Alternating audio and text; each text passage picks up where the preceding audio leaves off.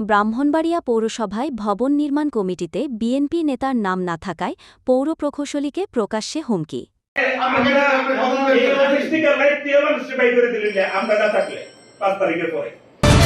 Voice of Brahmanbaria 24 সংবাদে সারাক্ষণ। ব্রাহ্মণবাড়িয়া পৌরসভার ইমারত নির্মাণ কমিটিতে বিএনপি নেতার নাম অন্তর্ভুক্ত না করায় পৌরসভার নির্বাহী প্রকৌশলী কাউসার আহমেদ ভূঁইয়াকে তার নিজ কক্ষে হুমকি দেওয়া হয়েছে বলে অভিযোগ উঠেছে। এ ঘটনাকে ঘিরে একটি ভিডিও সামাজিক যোগাযোগ মাধ্যমে ছড়িয়ে পড়লে বিষয়টি নিয়ে ব্যাপক আলোচনা শুরু হয়।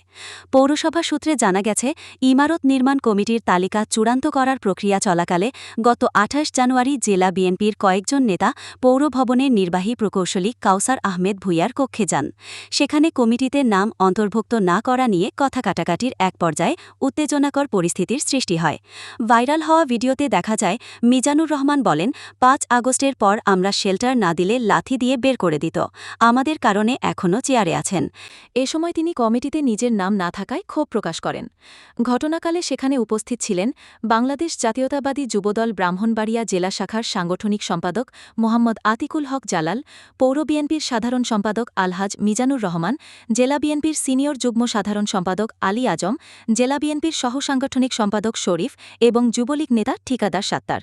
এ বিষয়ে আলহাজ মিজানুর রহমান বলেন, উদ্দেশ্যপ্রণোদিতভাবে তাকে হেয় করার জন্য ভিডিওটি কাটিং করে সামাজিক যোগাযোগ মাধ্যমে ছড়িয়ে দেওয়া হয়েছে। অন্যদিকে পৌরসভার নির্বাহী প্রকৌশলী কাউসার আহমেদ ভূঁইয়া বলেন, ঘটনাটি দুঃখজনক। প্রশাসনিক কাজে এ ধরনের পরিস্থিতি অনাকাঙ্ক্ষিত।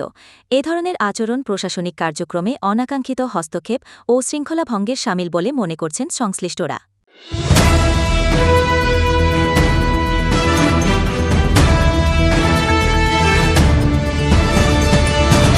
ভয়েস অব ব্রাহ্মণবাড়িয়া 24 সংবাদে সারাক্ষণ।